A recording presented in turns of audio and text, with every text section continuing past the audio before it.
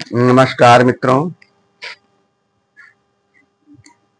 आज की कविता में बात होगी ऐसी स्थिति की जिसमें कोई आदमी सामान्य स्थिति से या निम्न स्थिति से बहुत ऊपर पहुंच जाने पर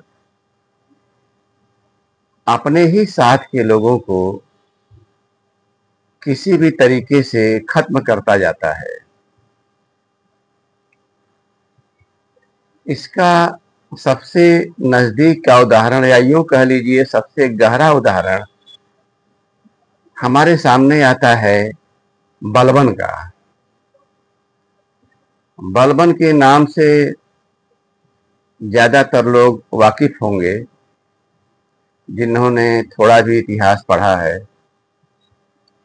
और उसमें यह मिलता है कि बलबन जिन लोगों के बीच से उठा था उसने बड़ी क्रूरता से, बड़े शातिराना ढंग से उन लोगों को धीरे धीरे समाप्त कर दिया। इसी बात पर ध्यान गया कि बलबन तो एक प्रतीक है। असलियत में अपनी जिंदगी में हम अक्सर देखते हैं, अपने अतीत में देखते हैं, वर्तमान में देखते हैं कि ऊपर चढ़ने वाले किसी न किसी को खत्म करते जाते हैं और अपने ही साथ के लोगों की निर्मम उपेक्षा भी करते जाते हैं। अपने इतिहास में आप देखेंगे तो बलबन की तरह की कारगुजारियां अनेक लोगों की मिलेंगी। खास तौर से इसके लिए आपको सफल लोगों के अंदर देखना पड़ेगा। वहां से सफलता और महानता के पीछे छिपी क्रूरता और सातिराना स्थिति आपको जगह जगह मिल जाएगी। तो आइए, चंद पंक्तियां हैं जिसका शीर्षक भी दिया गया है बलबन।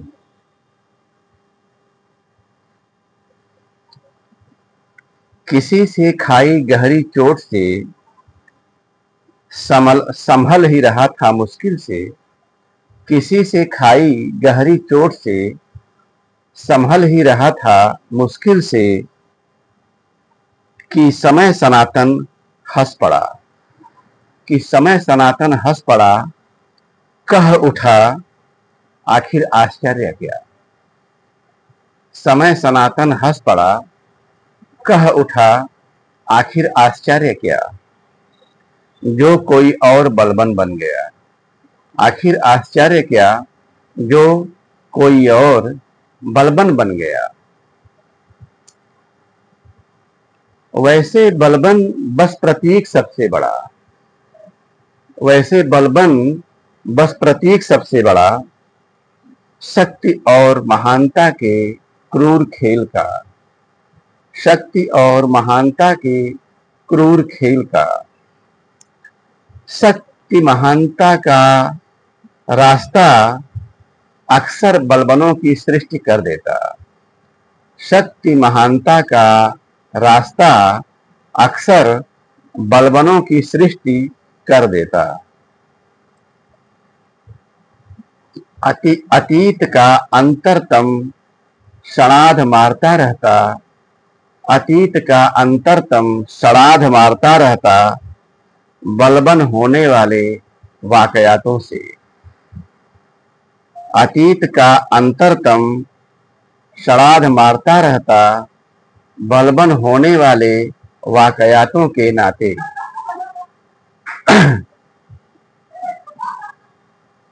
किसी के बलबन होने पर गम न करो। किसी के बलबन होने पर गम न करो, बल्कि इस गम को अपनी रोशनी बना लो। बल्कि इस गम को अपनी रोशनी बना लो। जब तुम्हारा समय तुम्हें शिखर देने लगे।